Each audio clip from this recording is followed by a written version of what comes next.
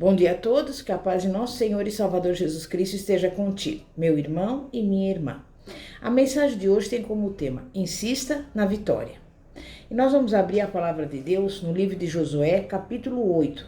E eu vou ler do versículo 1 ao 3, que diz assim: Então disse o Senhor a Josué: Não temas e não te espantes. Toma contigo toda a gente de guerra, levanta-te e sobe a Ai. Olha que te entreguei na tua mão o rei de Ai, o seu povo, a sua cidade e a sua terra.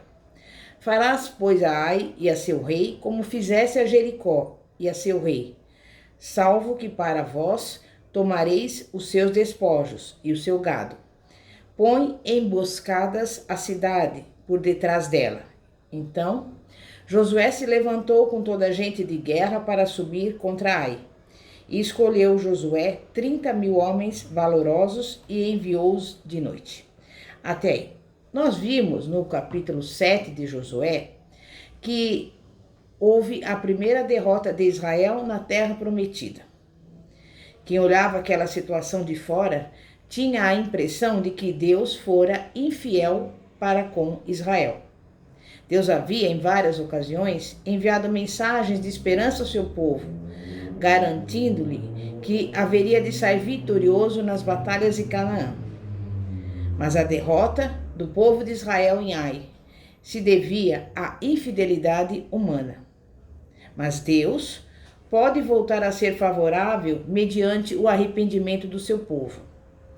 E a grande mensagem do capítulo 8 do livro de Josué consiste em ser possível sairmos vitoriosos, onde um dia saímos humilhados pelo adversário.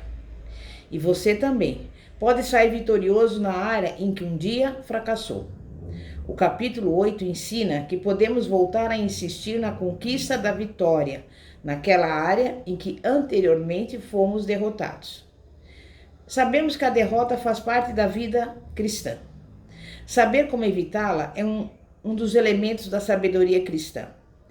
Aquele que anda com Cristo, porém, aprende também o que fazer com a derrota.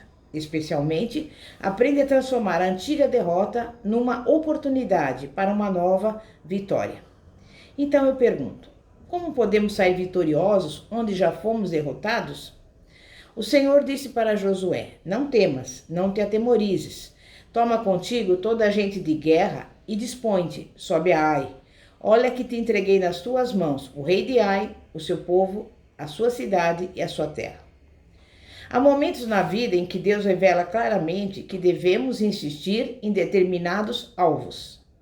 Se por um lado há situações em que a sabedoria nos manda abrir mão de alguns planos por serem impraticáveis, por outro, a fé, fruto da revelação de Deus em sua palavra, impulsiona-nos a insistir na vitória, naquele exato ponto em que fomos derrotados. E essa foi a experiência vivida pelo povo de Israel na batalha de Ai.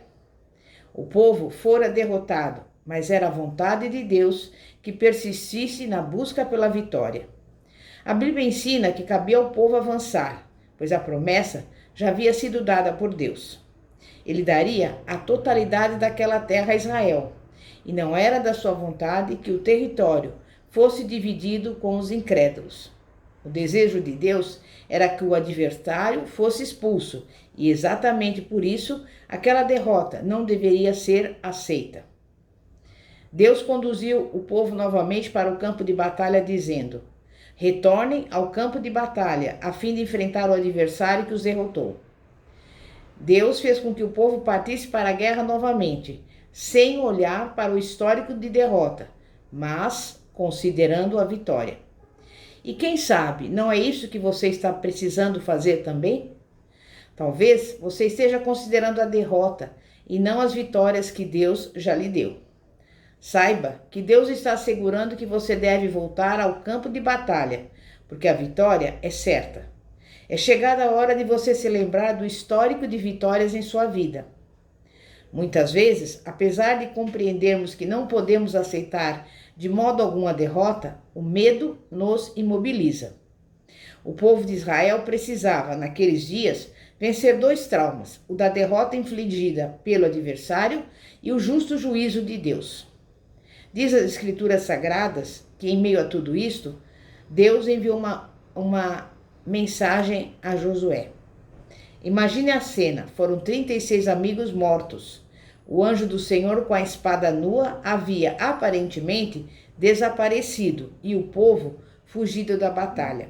O pensamento de todos deve ter sido este: será que esse adversário pode ser sentido? Faz sentido voltar a enfrentá-lo? Será que não seria melhor fazer um acordo de paz, mantendo uma relação pacífica com essa gente? Não é exatamente isso que fazemos?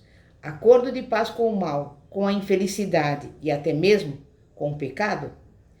Mas nesse contexto de trauma e medo, diz a Bíblia que a palavra de Deus voltou a Josué: não temas, nem te atemorizes, disse o Senhor a Josué.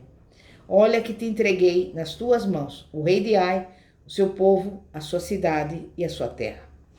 Temos aqui uma gloriosa promessa feita àquele que pecou e confessou seu pecado. Uma vez confessado o pecado, o favor de Deus é restaurado na vida do pecador arrependido. Você foi derrotado, detectou a real presença da infidelidade em sua vida, mas você se arrependeu. Procurou a genealogia do pecado, rasgou a alma na presença de Deus e pediu a sua misericórdia. E se você assim o fez, Deus está sorrindo para você e está lhe dizendo: meu servo, minha serva, não temas nem te atemorizes. E em nome do Senhor Jesus, encare os seus temores e não permita que eles determinem o curso da sua vida. O inimigo te derrotou? Quem é ele diante do Deus que já lhe assegurou a vitória por meio da sua palavra? No capítulo 8, versículo 7 de Josué, vemos que o coração de Josué já havia sido completamente restaurado. Então saireis vós da emboscada e tomareis a cidade, porque o Senhor vosso Deus vou-la entregará nas vossas mãos. Diz a Bíblia que Josué não retirou a mão da sua lança enquanto a vitória não foi obtida. A grande arma que temos nas mãos é a palavra de Deus, com as suas promessas. Vamos ver que é necessário ouvirmos a orientação divina. Claro que primeiro houve a necessidade de Deus falar a Josué a fim de encorajá-lo. Em segundo lugar, Deus se dirigiu a Josué nos seguintes termos: eu amo meu povo e no meu amor perdoei os seus pecados e suas iniquidades. Então, livres de qualquer espécie de temor, voltem a enfrentar o adversário que os derrotou. É fundamental, porém, que antes de voltarmos a enfrentar o adversário que uma vez nos derrotou, paremos a fim de ouvir a orientação divina. Farás a Ai e a seu rei, como fizeste a Jericó e a seu rei. Só que para vós outros saqueareis os seus despojos e o seu gado. Põe emboscadas a cidade por detrás dela. Precisamos não apenas de fé, mas de sabedoria também, para enfrentar o adversário. Não basta proclamar vitória no campo profissional. É fundamental que trabalhemos com afinco, sejamos pontuais, façamos as coisas com excelência e planejamos com sabedoria. O povo recebeu a orientação divina para a batalha, o que foi fundamental para alisar a vitória. Josué multiplicou o número de valentes para a luta naquele conflito. Passou o povo em revista, a fim de se certificar de que todas as coisas estavam corretas. A estratégia de Deus, no capítulo 6, era uma verdadeira prova de fé.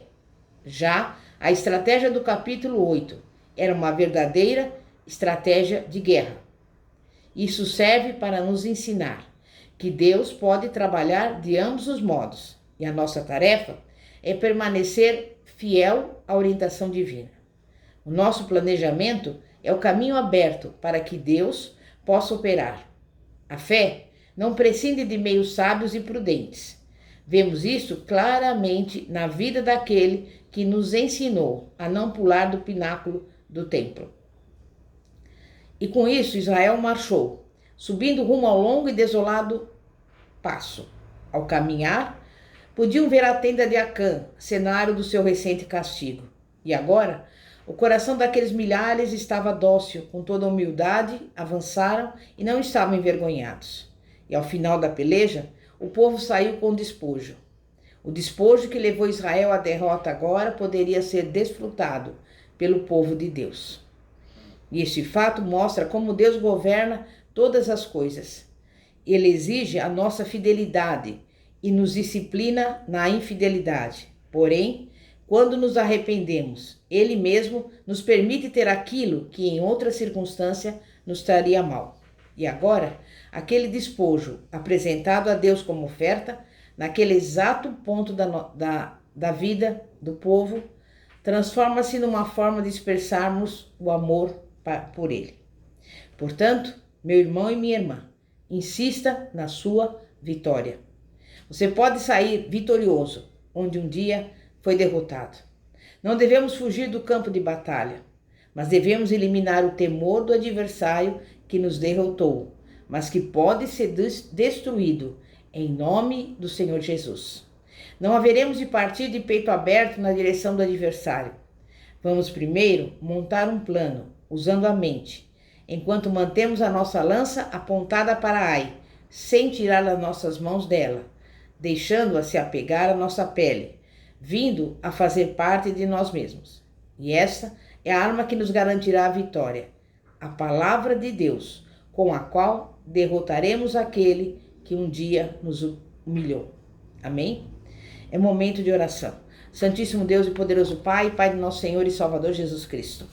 Pai, nós um dia, Pai, fomos derrotados numa determinada área da nossa vida. Mas nós sabemos, Pai, que é a Tua palavra que nos assegura a vitória. E nesse dia de hoje, o Senhor está falando conosco para insistir na vitória. Ainda que achamos que não é possível, que é difícil, que há obstáculos ainda que devem ser transpostos. Mas o povo de Israel, Pai, recebeu do Senhor uma estratégia, uma direção. O Senhor disse para eles colocarem emboscadas por trás da cidade. E assim eles fizeram e obtiveram a vitória. E nós também estamos aqui diante do Senhor, pedindo a direção, para que possamos receber do Senhor a nossa vitória, tanto na área profissional, na área da saúde, na área familiar, na área espiritual, enfim, em todas as áreas da nossa vida.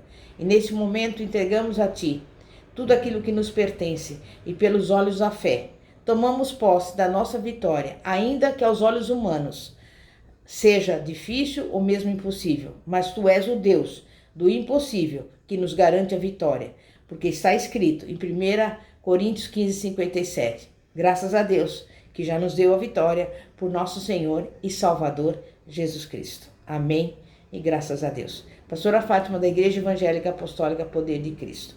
Que a paz de nosso Senhor e Salvador Jesus Cristo seja contigo. Glória a Deus, aleluia. Amém e graças a Deus.